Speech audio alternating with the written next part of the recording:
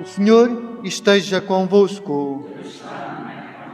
Evangelho de Nosso Senhor Jesus Cristo, segundo São João. Estava próxima a Páscoa dos judeus e Jesus subiu a Jerusalém. Encontrou no templo os vendedores de bois, de ovelhas e de pombas e os cambistas sentados às bancas. Fez então um chicote de cordas e expulsou-os a todos do templo, com as ovelhas e os bois.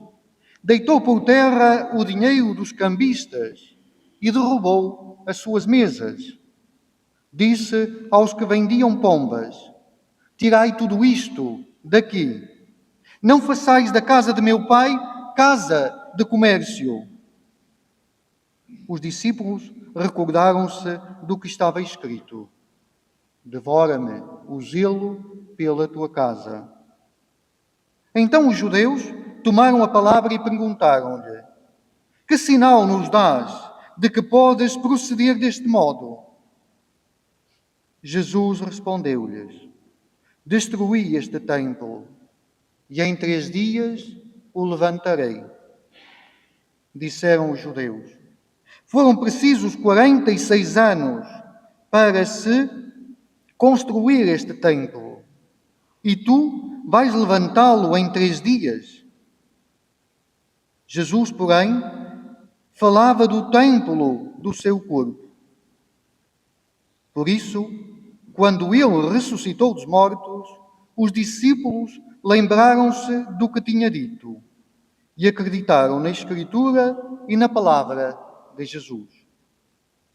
Enquanto Jesus permaneceu em Jerusalém pela festa da Páscoa, muitos, ao verem os milagres que fazia, acreditaram em seu nome. Mas Jesus não se fiava deles, porque os conhecia a todos e não precisava de que lhe falassem, de que lhe dessem informações sobre ninguém. Ele bem sabia o que há no homem.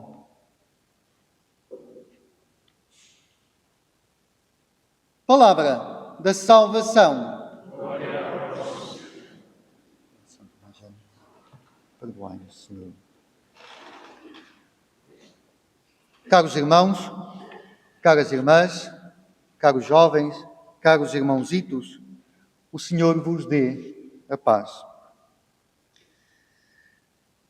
Escutamos esta palavra de Deus quando estamos a fazer este caminho de 40 dias rumo à Páscoa.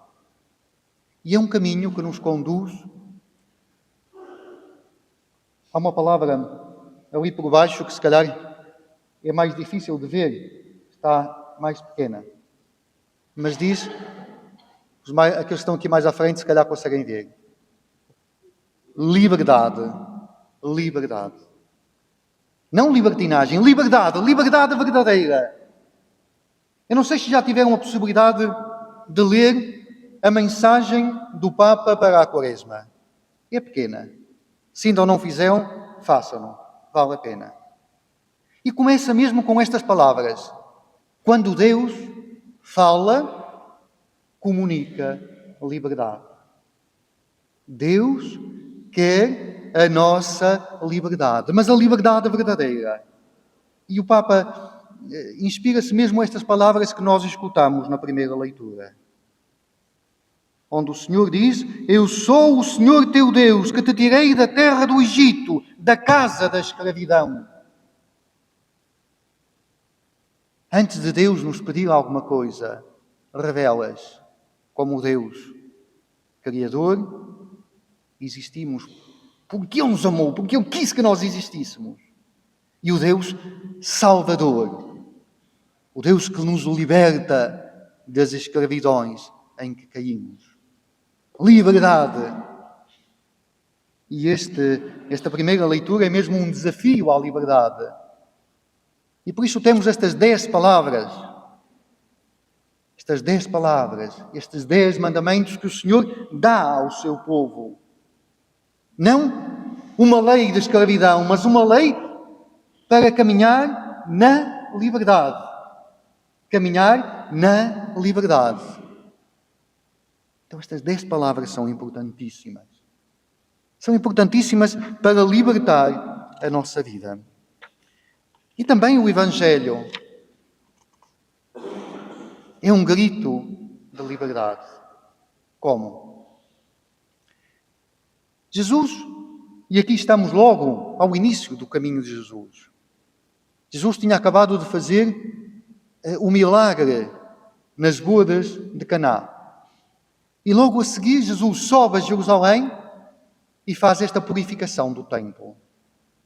E às vezes podemos interpretar que esta purificação do templo é só, havia lá comércio e é uma luta contra o comércio.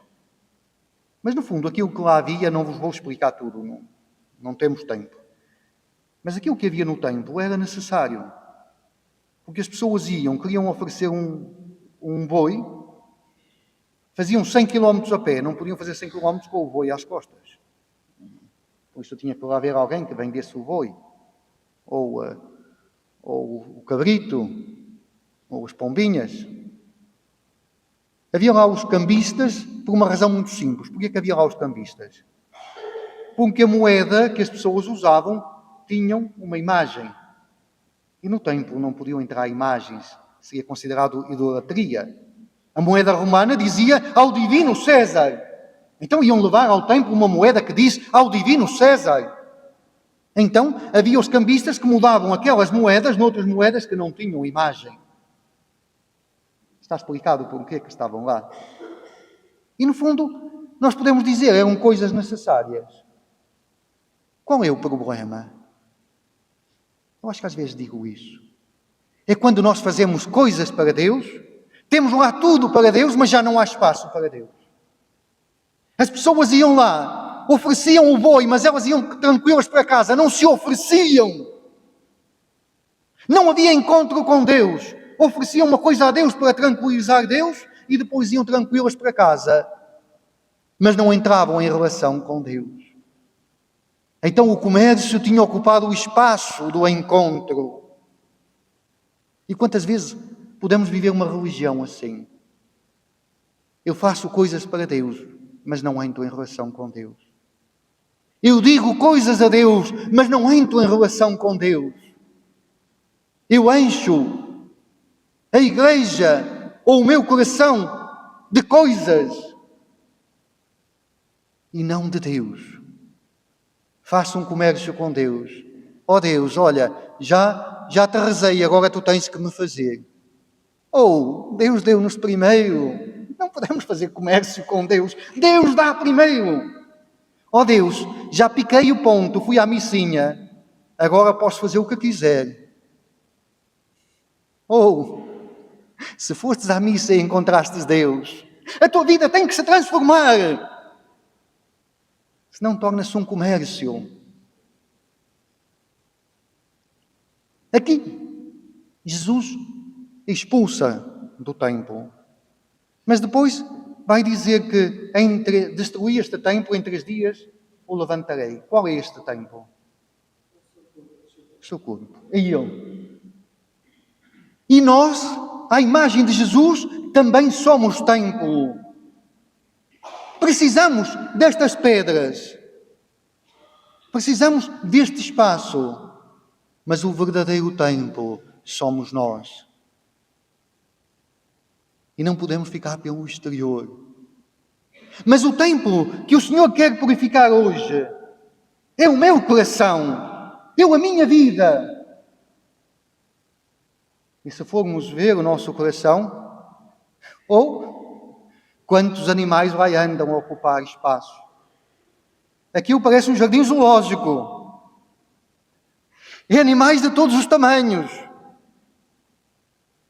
Quanto comércio lá anda. Quanto comércio. E às vezes falta o encontro verdadeiro com Deus. Por isso esta purificação do templo que o Senhor faz é sinal de uma purificação que eu devo fazer nesta quaresma. o Evangelho termina dizendo: muitos iam ter com Jesus, mas ele não se fiava deles, porque bem sabia o que há no homem. E ele bem sabe o que há em nós. E não basta uma conversão exterior, se não há uma conversão interior, uma mudança de coração. Irmãos e irmãs, este caminho da Quaresma nós começamos em Quarta-feira Santa, onde o Senhor desafiava a olharmos para as nossas intenções. E quantas vezes nós fazemos as coisas com intenções erradas. Celebramos o primeiro domingo da Quaresma, onde o Senhor nos chamava a olhar para as nossas tentações. E quantas são as tentações da nossa vida? São sempre as mesmas. Poder, ter, aparecer, é sempre isso. Tentações. Celebramos o segundo domingo da Quaresma e o Senhor Jesus desafiava-nos a abrir o horizonte. Dizia-vos há bocadinho que por detrás das nuvens, não era eu que dizia, era Valerie Bauer que dizia que atrás das nuvens há sempre o sol que brilha. As nuvens estão muito baixas, o sol está lá muito mais além, as nuvens não nos chegam. E somos chamados a ver isso. E a transfiguração, que celebramos no segundo domingo, é mesmo isso. É o Senhor Jesus que nos desafia a olhar para diante. Agora estou a sofrer, mas não fico a olhar para as unhas dos meus pés. Ai, eu tenho ali uma dor na unha. Mas olhar para diante. Olhar, abrir o horizonte. E o Senhor transfigurado diz-nos que Deus é maior do que tudo. Por isso, caminhar com o horizonte mais aberto. E, sobretudo, dizia-nos o Pai, no domingo passado, este é o meu filho muito amado, escutai-o. Hoje, desafia-nos a olhar para o coração e a purificar o coração. Se calhar já alguns de vós, já alguém se perguntou ao passar por ali, viu ali uma pedra de Chá Jesus. O que é que está ali a pedra a fazer? Não é para apedrejar ninguém. Mas aquela pedra que vai ser trazida ao altar, depois olhem bem para ela, é símbolo dos nossos corações. Tantas vezes. De pedra. E é uma promessa do Antigo Testamento. Ezequiel. Meu povo, eu quero arrancar do teu peito o coração de pedra e colocar um coração de carne. E para isso, Jesus, o Filho de Deus, amou-nos com um coração de carne. Por isso, arrancar as pedras do nosso coração, arrancar o nosso coração, o mal que lá está, porque tantas vezes é ali. E diz o Senhor numa passagem que não é aquilo que entra no homem que faz mal ao homem, mas é aquilo que sai do homem, aquilo que sai do coração. E aqui há uma coisa que eu ouvi esta semana e que achei muito interessante, que vem da sabedoria hebraica. Na primeira leitura temos as 10 palavras, onde Deus diz que devemos amá-lo e adorá-lo sobre todas as coisas, não fazer ídolos, santificar o sábado. E depois diz, não matarás, não cometerás adultério, não furtarás, não levantarás falso testemunho. E depois o último mandamento, que aqui é só um, depois nós nos nossos mandamentos dividimos em 2, aqui é só um, diz, não cobiçarás a casa do teu próximo, não desejarás a mulher do teu próximo, nem o servo do teu próximo, nem a serva do teu próximo, nem o boi, nem o jumento, nem nada do teu próximo. E a sabedoria hebraica diz-nos, então, mas Deus, será que tinha que fazer uma repetição? Ele diz para não desejar as coisas do próximo. Então, mas se já tinha dito, não roubes, era preciso repetir, não desejas as coisas do teu próximo, se não roubas. E se já tinha dito, não cometerás adultério, é preciso dizer, não desejarás a mulher do teu próximo. Será que era uma coisa inútil? Era inútil? E depois diz a sabedoria hebraica, não. Não. Porque tudo parte do desejo. Tudo parte dos nossos desejos. Ou com outras palavras, Santiago, vão ler a carta de Santiago no capítulo 4. De onde é que nasce o mal? De onde é que nascem as discórdias? De onde é que nascem as divisões? das nossas paixões, dos nossos desejos. Por isso, o desafio que o Senhor nos faz é partirmos do coração e arrancarmos de lá o nosso comércio, que pensamos que somos muito espertos fazendo comércio uns com os outros e com Deus, e enterramos a nossa vida. Arrancar de lá o comércio e aprender a viver a gratuidade que Deus nos ensina. Arrancar de lá as pedras e colocar lá a carne.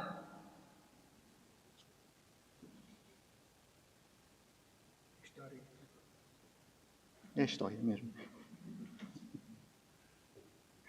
Conto-vos até uma história. Havia um dia um patrão que tinha muitos bens, muitas coisas, e entre todas essas coisas tinha também uma empresa de construção. E tinha lá um encarregado de quem eu gostava muito desse encarregado. Então um dia chamou esse encarregado e disse-lhe: olha, vou-te pedir um favor muito grande. Quero que tu construas uma vivenda.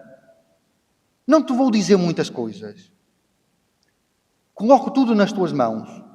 Constrói uma vivenda que esteja num bom lugar, que seja espaçosa, que seja bonita. Usa todo o teu bom gosto. Usa bem o teu bom gosto. E quando a vivenda estiver pronta, eu pago tudo. Mas faz. Então esse encarregado, com este cheque em branco, começou a construir a vivenda. Foi ver os terrenos e encontrou o terreno ideal, mas disse: ali custa muito. Eu vou arranjar um terreno mais barato, se calhar até consigo guardar alguma coisa, vou arranjar um terreno mais barato. Depois, as medidas.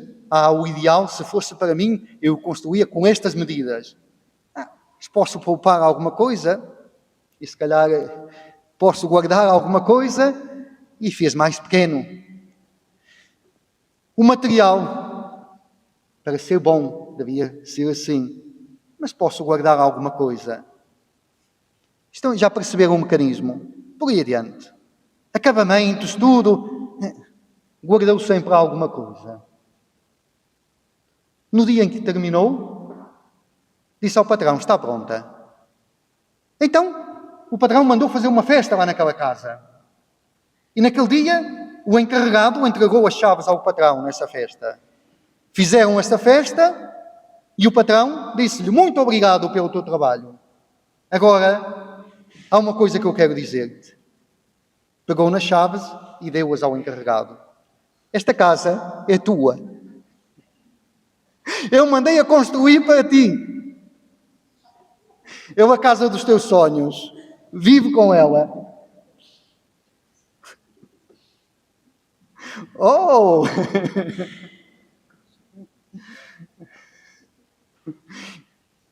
Ele foi pondo de parte. Foi pensando bem nos negócios. Negociando. Prejudicou-se a si mesmo. Esta é a nossa vida. Irmãos e irmãs, vamos pedir ao Senhor que ao longo desta quaresma nos deixemos dos negócios com Deus, de tantas ilusões, às vezes negócios connosco próprios, e possamos pedir ao Senhor que purifique o nosso coração. Vamos expulsar de lá os comércios, os animais que andam lá só a atrapalhar, e vamos pedir ao Senhor que nos ajude a encontrá-lo e a amá-lo com um coração puro, com um coração sincero, com um coração de carne. Seja louvado o nosso Senhor Jesus Cristo.